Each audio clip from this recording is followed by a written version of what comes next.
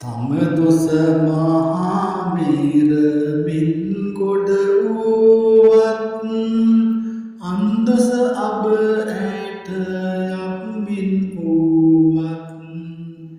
තම දොස නොපෙනී අන්දොස පවසත් එම දොස මහා විපතින් නොහු වෙනසිට එම දොස මහා විපතින් නොහු වෙනසිට අනුන්ගේ යසසට මසුරු කෙරේ නම් තමන්ගේ යසසට මයි අනතුරු නම් තමන්ගේ පනකොට ලොව සලකානම් ඔවුන්ගේ දෙවිකුට පෙනෙයි තමානම්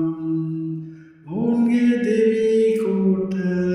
පෙනෙයි තමානම් කළගුණ සලකන අය දෙවියන් වැනි